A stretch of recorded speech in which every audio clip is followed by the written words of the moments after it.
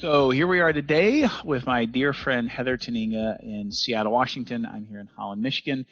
System 6 Bookkeeping is sponsoring this podcast and giving us the opportunity to connect and talk about several things near and dear to small businesses. We'll talk about the COVID crisis, online schooling, schooling at home, working from home, talk a little bit about, Heather, your background and what brought you to the current station of life you're in, where you help others be generous. And we'll even talk a little bit about racial equality and social justice and the Black Lives Matter movement. So glad to reconnect with you, friend. Thank you for making time to be here today. Hey, thanks for having me. It's nice to see you. Yeah. So for everybody that is getting a chance to listen or watch, Heather and I actually recorded this probably 2 months ago, and the audio on it was terrible. So we've got boom mics on today, and that's going to make everything crystal clear. And so we've talked through some of these topics. And so Heather, in 30 to 60 seconds, describe your business. What do you do? How do you help people? How would you describe yourself in an elevator pitch? I have a business, little consulting practice called 1010 Strategies. And I'm a philanthropy advisor, and we help people with their giving. And we help them mostly in two ways: to make a bigger impact on the stuff they care about, that they want to give to, and to get joy from their giving. And a lot of people think joy is kind of a squishy thing in terms of your giving, but you've all experienced times when you've given and not had joy, and when you've given and gotten joy, and it makes you want to do it again.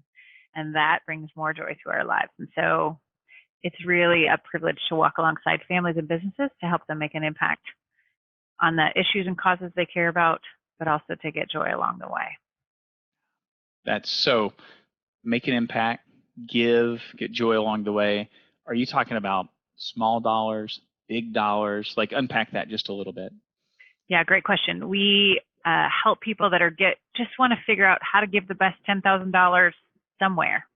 I had a couple that I worked with that had been to Uganda, and they saw these kids not in school, and they were like, we want to help get more kids in school in Uganda. We got $10,000 to give. Can you help us? So we did a little research project for them, gave them 3 great organizations because they didn't know who to fund all across the world, and they picked one and felt great about that contribution. I also work with donors who are giving millions of dollars a year, and they don't have the time or the expertise to figure out all the best places for that. They're figuring out what they care about, but they want help to make sure that money goes to the right places, that it is effective, does make an impact, and we get to help them do that. So in our business at System 6, we work with some family offices and help the family that maybe they've had a wealth event or an equity event, or they're second generation wealthy. And so as we're serving them, there's lots of details to attend to: bill pay and payroll and investments and real estate. And what I've learned recently is that there's usually a genesis or a start to the family office. And if it was generations ago, right, it's been around a long time, but if this is a current wealth event, and maybe someone, lots of stock, or they work for Zillow or Microsoft or Amazon, and right now they're a millionaire or a multimillionaire, and so they think, hey, I need to set up a family office, and there's a whole process for doing that. It sounds a lot like what you do, but not for family offices, but for giving. I mean, is that right? Somebody has a wealth event, or they realize, hey, I've got some money, I'd like to be generous, but how do I do that? How do I set that up? Is that how you would come alongside and serve folks? Yeah, we get to come in kind of wherever the needs are. Like that one couple I mentioned, they just wanted a short-term research project so they could give that gift. Great. We came in, did a short-term project. Yeah, one time they did come back the next year and said, hey, we've learned more about Uganda, and they don't have clean water there. Can you help us again? I was like, yes, we can. Awesome. And so, where your treasure is, there your heart will be. So they'd put some treasure there, and their hearts followed, and then they got to keep putting more treasure there because their hearts are there. So, but often I serve in this place of like a part-time executive director of a family foundation, or families that have donor advice funds that give that way, or even families or businesses that are still writing checks, doing their charity through checks. Still works great. And again, they don't have the time or the expertise, or a family member or someone in their business to take it on. And so then we step in and serve in that really part-time role so that they get all the expertise. They get all of my expertise, but only me part-time. So it costs them very little. And it's a great little niche to fit into. And then I can manage 5 to 7 clients at any one time, and just kind of keep them all between 5 and 20 hours a month, keep them all going and moving. And we do board meetings and the whole thing. And so that they continue to feel good about their giving, but it's not a huge expense of having full-time staff and having to spend a lot of money on that. It allows them to give more away, which is my heart and their heart too. Keep your overhead low, work part-time, and give more away. Be more generous. That's exactly right. Yeah. That's right. Amen. Yeah. Amen. Can you elaborate and unpack about your expertise just a little bit? I think it's really awesome, the history and where you've been and how you've learned and who you've worked with. So can you share a little bit? Sure. So I started my career in government, mostly as a fiscal, they called me a fiscal analyst, but that means a budget hack. And I love spreadsheets. So I got to do budgets for state of Washington for a bunch of years. And between that and grad school, really developed this incredible analytical ability where I can look at a funding request, whether it's from a state agency or a nonprofit or whatever, and just smell right through that thing and know, like, in 30 seconds, this is a good idea or a bad idea, and we should give them this money or not, that kind of thing. Kind of like HR people can look at a resume and just know in minutes or in seconds if this is a, swipe left, swipe right. Exactly. So we did that, but a long time ago, gosh, how many, 16 years ago now, I transitioned to philanthropy and really felt called into helping people with their giving. And I got a call from the Gates Foundation, and they called me in, which was kind of an incredible thing. And I went to work for Bill Gates Sr., so that's the Gates of Microsoft, his father. At the time I went there, he was the only family member at the foundation, and Bill and Melinda were still at Microsoft and doing the thing. And so I worked directly for Bill Sr., and he sort of served a role as like an ambassador for the foundation. So we did a ton of speaking engagements on behalf of them. He was the face of the foundation for a long time. And so we traveled the world together. Any grant he was working on, I was working on. And he did probably 50 speaking engagements a year. So I worked on a bunch of that stuff. And got to do a really incredible substantive work for him. And then be in the slums of Mumbai, India, and sitting with people who have zero and talking about sanitation and hygiene. And then, like later that night, having dinner with the president of Zambia. And so we, just walked with peasants and sat with kings and did it all in a thought of like, hey, we want to help. We want to learn so that we can help well. So I spent a bunch of time at Gates. That was an incredible experience. Kind of cut my teeth in philanthropy there. Had a couple $240 million grant portfolio, whatever it was. And then from there, transitioned out and went to work for a family foundation that I helped start. It was a family that's been wanting to start a long time, and they wanted a full-time person. So I left Gates to go work with them. We started it and sunsetted it in 8 years. So we ran their thing, gave away $10 million in 8 years. It was a ball. Wow. I got to introduce them to the developing world. They'd never been to Africa, so they went to Africa. And, not that all philanthropists have to go to Africa, because there's lots of needs in our hometowns, but it was life-changing for them and a really great experience. But as that was winding down, I felt like it was time to start working with multiple families. And that's when I started my consulting practice. And now, as I said, I get to work between 5 and 7 families or businesses at any one time. And I just love it. I just love it. I'm doing what I'm called to do and what I feel like I have the experience to do. And I'm in my sweet spot. Thank you. As you work with these families and the COVID crisis, here it is, today is September 11th. Also a day of crisis from years ago. So as we think now, I think we've been in the COVID crisis 6 to 7 months, right? What are you seeing around philanthropy and around generosity? People giving more, people nervous and giving less. Yeah, what are you seeing? Great question. Initially, we saw people be scared in the first few weeks when the market went in the tank. And people aren't sure what was happening. We were all a little scared, like, what is this thing? And are we all going to die? People are dying. What's happening? And then, we started to learn more and the market started to come back, and philanthropists have really leaned in. It's been so beautiful. I've seen the philanthropy community, including my clients, just step in and say, we want to help more. Our giving budgets are out the door this year. We are going to give more. We're going to give more. We're going to give more. And it has been beautiful. And so But then there's all these orgs on the front lines that are doing all the work, to the food banks and the meeting all the immediate needs of orgs has been really, really challenging. Those orgs are really taxed. And so the latest thing I actually have been encouraging my clients to do, and that my family has done, is to start to care for some of the caretakers. Like the people at the food bank in our town have been working night and day, trying to get extra food, trying to serve more people, because lots of people are hungry right now. Right. And they're wiped out. They have a staff of 11 and they are just wiped out. And so we called the executive director and said, hey, can we care for your team?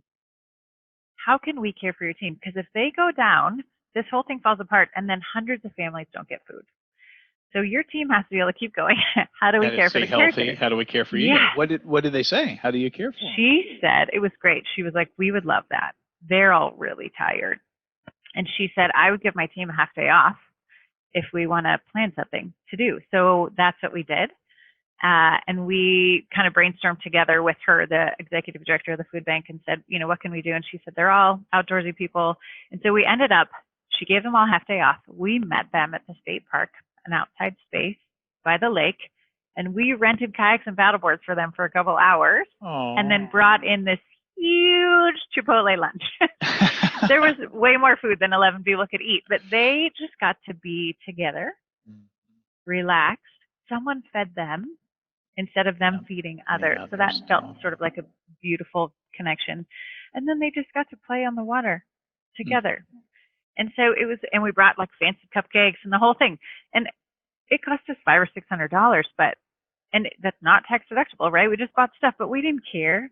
We knew this team needed to be nurtured if they were going to keep doing what they need to do to feed our community. And we can't do that without them. So they're being the hands and feet, and we just got to feed them and bless them.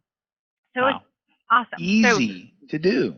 Really easy to do. Right. I mean, locally, food bank, there's all these small organizations that are frontline. And so that's great. So call them up and ask them, like, hey, can I help nurture your team? One of my clients called up one of the orgs they love and said, hey, what can we do? And they said, we could use a trauma therapist in here to deal with some of the secondary trauma that our team's experiencing. We're like, awesome. You figured out who you want to hire and we'll pay for it. And so some things like that, right? And caring for the caregivers is a great way that people can step up with giving right now. But back to your original question. Sorry, I got on a tangent. No, that's good. I think that's great. There's what people are doing. They are being generous, and now there's the second wave. And hey, how can we, as small business owners, as families, step in? And it might not be the $10,000 check. It might be caring for the local caregivers. I mean, that's a great nugget. It's good. And people are having COVID fatigue, right? People are tired of this thing, and they're tired of staying inside, and they don't like wearing masks and the whole thing. And givers are having COVID giving fatigue too. And so a lot of that initial push that I saw of philanthropists leaning in, people are tired of that and are leaning back now. And I think some of these nonprofits that may have even gotten a bump actually during that time, it's going down now. And so my encouragement to folks is, if you haven't leaned in yet, lean in now, because the first wave is now leaning back. So it's time for the rest of us to lean in again, and do it before the holidays, right? Do it before the year end. And, when we all think about giving. Exactly. The market's back up. Let's go for it now. Yeah. That's good. That's a good word. And even as we have this conversation right now, the market was up. It took a little bit of a hit, but it's still up compared to what it was in March, right? I mean, there's still, we're still in a place that we're much better than we were 6 months ago when it felt like the sky was falling. And so lean in, be generous, give. Don't hoard is a bit of what I'm processing and hearing. So just watch for the joy. You give, you will get joy. It's like a direct correlation. Right. And especially if you get to touch and taste as best we can in this COVID time the thing you give to. Would you say, talking about giving and then receiving joy, is there more, do you get more out of giving than you gave? Do you get more joy than the half day and the $500 or $600, like does the tail on that joy meter? You're like, man, that only took that, but you've got this much joy. Because that's a bit what it sounds like. Like, hey, this was my investment, but my ROI of joy was huge. Yes, exactly. That's exactly right. And I get to now share the story with others, like I've done with you, and the joy comes back for me, and then you get to get some joy, right? It's like a secondary joy. Yeah. No, I feel it. I'm a little misty-eyed. I'm like, that's a great idea, right? And then we just keep spreading it around. And what I have found for me is that some of the biggest joy times are the times when I've been spontaneous. This thing with the food bank wasn't particularly spontaneous. We had to plan it, obviously, so that they could come and whatever. But the times when I have felt that nudge and said, yes, I'm going to step in. I think that's a great segue to another question. And this is a deeper conversation. There's a lot going on with Black Lives Matter and the conversation around social equality. And as you just said, there's a widening gap. And the gap is becoming more and more visible between families that have wealth and resources and can hire a learning coordinator or have the room to work at home versus not, and families that are working frontline and taking even bigger risks in grocery stores and food service and delivery. And so it's a huge topic and not one that we can solve or figure out in a short period of time. But I'd love to hear your thoughts specifically around how you think folks can get more aware of social inequality and maybe a little action step, a little something that they can do. How can they become more aware? How can they take a little action? And you sparked an idea earlier of like, gosh, find your local caregivers, food bank, do something generous for them, small action that makes this huge difference. So how can folks that are listening become more aware of social inequality, and what kind of action could they take? That's a great question. There's lots of ways. I think one of the best things people are doing right now are reading books about it. Getting educated. Getting educated. There's a bunch of good books out there about white privilege, and I am learning how much white privilege I have. And as I've been reading parts of books and then some articles, I think I mentioned to you, but there's an article I read that was written by a Black mother. And as a mom, I sort of related to her as a mom. And she said, and she's a journalist. So this is a great article. Maybe I could send you the link. You could share it. Please, we can share. Maybe we can put that up on the video. There we go. That'll be our other link. There you go. She wrote about what it's like to have a Black son and to have the fear of a mom who has a Black son, because things happen to Black men more than to other men. And her son, she told about him, and he, all-star athlete in high school, just this upstanding guy, honor roll, dean's list, blah, blah, blah, goes to Harvard. This kid's clearly bright. Harvard doesn't let in any slouches. He's clearly bright. And she said that he would call her every time he would have what he called a Black incident, meaning like he got pulled over because he was Black, or something happened because he was Black, that he felt like it was because he was Black. And one of them he described was going to a museum at Harvard or in Boston somewhere. And he went to a museum and he was, dressed appropriately and went to look at the art just like everybody else does. And he got followed the entire time he was in the museum. Not interesting, but not surprising. Yeah, like super sad. And so he's telling her this as a mom, and she's like, son, did you have a duffel bag with you? And he said, no, mom, you taught me not to do that. Son, were your hands in your pockets? And he said, no, mom, you taught me not to do that. And so, I don't even think about those things. I don't teach my child not to carry a duffel bag into a store. I don't even think about that. But young Black men can't carry duffel bags into stores because people get suspicious of what they're up to. Right. I don't teach my daughter not to have her hoodie up sometimes, her little hood on her hoodie, but Black people can't wear their hoods up on their hoodies, or else people think they're suspicious, they're thugs, or they're whatever, right? They get labeled fast. And she always taught him not to have his hands in his pockets so that, people didn't think he was carrying anything or whatever, wasn't going to steal any or had stolen anything. Right. And I don't have to teach my child those things, but she does.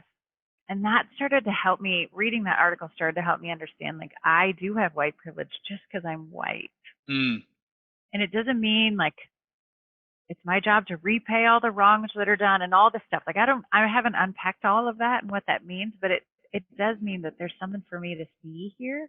And we have systems that have created this holding people down or created these stereotypes and these instant judgments. A black guy walks into a convenience store with a duffel bag and a hood up. I'm sure that he's going to rob the place, right? People just decide that. I'm not sure of that, but people just decide that. He might be an athlete and judgment, but he's just on his way home from practice and his head's sweaty, and he needs some Gatorade, right? Like, and he's just got his basketball jersey and his thing from practice. Like, that's what they would think if it was my kid, but that's not what they think if he's black. And so I'm just starting to learn about that and try and lean in so that I can learn and appreciate better what it's like to be black in this country, or a person of color in general. But I think black people have faced a lot harder trial than the rest of us have. It sounds like something to do. There's the action there. Would you share anything else? Is there any other action you'd recommend other than just becoming aware and getting educated? Yeah, I definitely think there are some actions, and two that I would note that I'm working on, because that's the only ones I can share, is like what I'm trying to do in my own life as I navigate this new normal for us and for me and my family and how we want to lean in and love well, is to challenge people when they talk about black people disparagingly just because they're black, right? Or to challenge the folks that are saying, it's the same for everyone. Everyone's equal. Turns out it's just not true, right? If you look at the statistics and how when black people apply for home loans, they get denied more than white people. And is that called redlining, right? Yes. Yes. Yes. Yeah. With the same financial everything, they get denied. Like, those are facts. Like they're facts. They're just facts. And so we have to face that stuff. And so challenging some of those things in a kind, loving way, as people push back and say, no, everything's the same. It's not, actually. I wish that we could kind of put ourselves in a black person's skin for a day and walk around and experience the racism. Yeah, and just feel what that would feel like, because I don't think we can really know very well. So anyway, challenging what's there. And then also, because I work in philanthropy, I think about giving. And I saw an article right away that said, hey, here's 20 nonprofits that are led by black women. Give to those. Which I think is beautiful, except that I'm also a philanthropy advisor and I do a lot of due diligence because I care about making sure that money goes to the exact right place. Is this worthy cause to give to, right? Exactly. Yeah. Just because it's run by a black woman or a purple Martian or a white man or an anybody doesn't mean it's the right thing to give to. So that's good. I would want to like look at all of those things before I said, yeah, just go give to an organization run by someone who's black. So do your homework on that. However, having said that, I found a couple that are doing really incredible work. See, we can put more web links right here. Yeah. There you go. See, they're coming. We'll have to do a follow-up. That's right. There's an organization that I've discovered that I've done, looked under the covers on. It's called Black Girls Code. And they are teaching black young girls and kind of teenage girls how to do coding. Nice. So that they can get into the tech industry, because there's living wage jobs there, right? Yeah.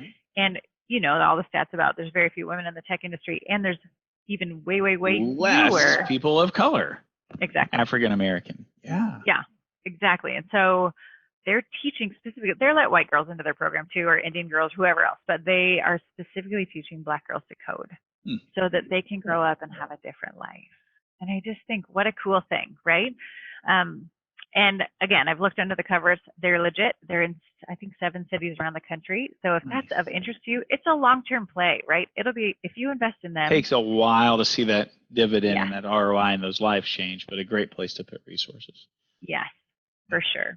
And so looking under the covers on some of these things and trying to invest in things that matter are good. I also recently learned that the University of Washington in Seattle, through their College of Education, is doing a whole diversity initiative where they're going to work to train up more black teachers because there just aren't very many. And so then black kids, when they're in a classroom, think that only teachers are white. And so then, or teachers are something else, not black. So then they don't even think about teaching as a profession, because my people don't do that, right? It's just, it's how kids' brains work, right? If you see a black astronaut, they see a role model, they think, I can do that too. So I can be a basketball player, but I I've never seen a Black teacher. I've never seen a Black astronaut. I've never seen a whatever, right? And so then they don't think those things are available to them. And so they're working on getting more Black teachers, which is another great thing. Again, a long-term play, but a good spot for people to invest to see if they can make a difference down the road in fixing some of the systemic stuff.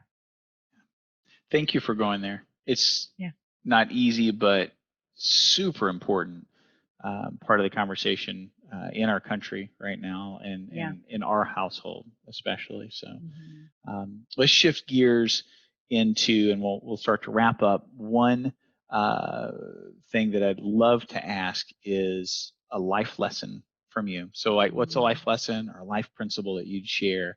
And think about that for a minute. Like if we took all the video and cut it down to just one thing, what life lesson would you share? It's a great question. What I would say is my dad gave me a greeting card a long time ago, and I've had it on my little bulletin board ever since, right by my desk at home. And it has this quote on it. It says, "Your spark can become a flame and change everything." By a guy named E.D. Dixon. I don't know who he is. I've never looked him up. I don't know if he's famous. But that quote has been truth in my life. And it has been, it just keeps driving me. Like, take a risk.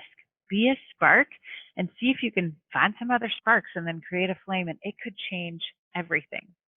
If we all are sparks and fund some organizations or go volunteer or whatever, like that becomes a flame together. And all of a sudden people are getting more food, or Black girls are learning how to code so they get well-paying jobs down the road, and all of those things. Like that could change everything.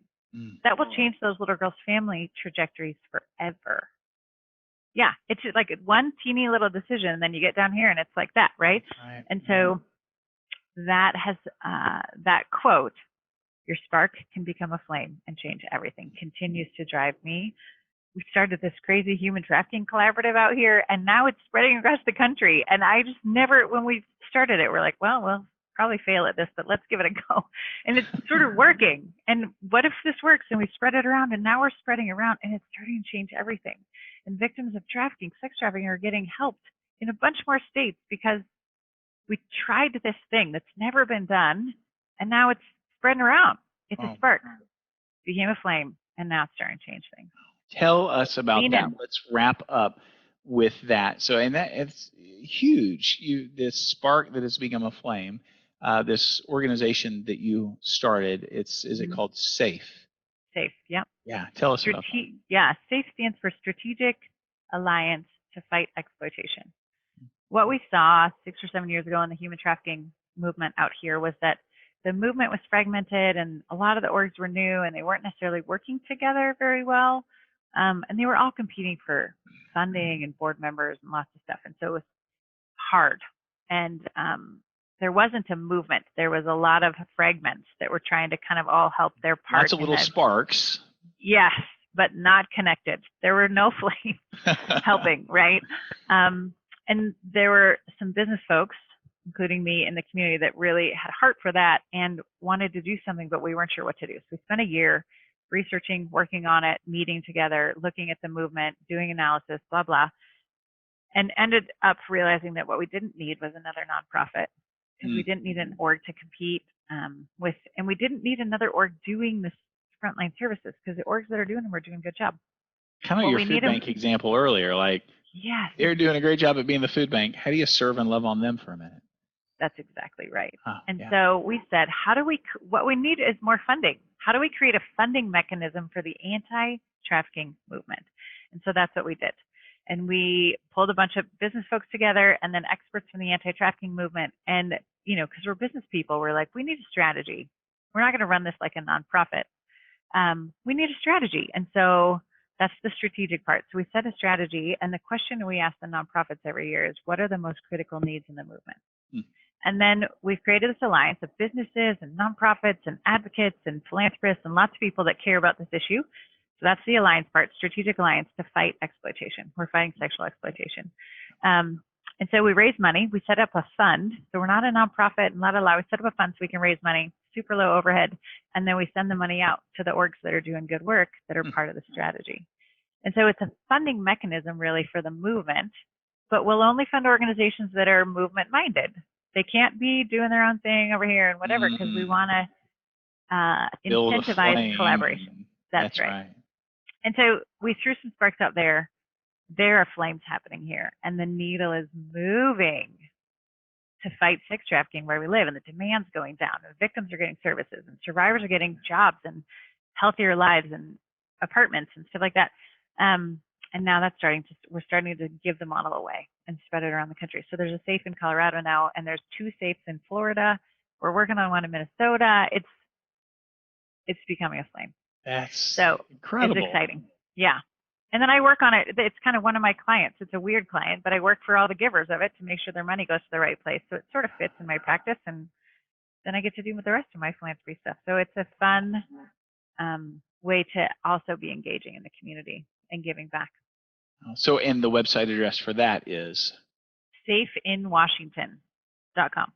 .com, not .org, yep. But safe in Washington. Not a .org, because we're not technically a nonprofit. You're not a nonprofit. Yeah. You're just facilitating people giving and then giving that money away. That's right. That's right. Safeinwashington.com. That's great. Great. Go check it out. It's pretty cool stuff. Yeah. You're busy. You have a lot going on. I really appreciate you making the time to be with me. And as a friend, it's always great to connect. But I think that the things that we're talking about are little sparks that I hope that as people listen, it sparks generosity, it sparks thoughtfulness and mindfulness around social and racial equality. Hey, there might be folks that are thinking about getting involved with how to fight sex trafficking. Who knows, maybe there's someone listening and they're thinking, safe in my city, right? And it sounds like you could help them with that. So I can, yeah. Thank you, my friend, for making the time. It's so good to be with you. My pleasure.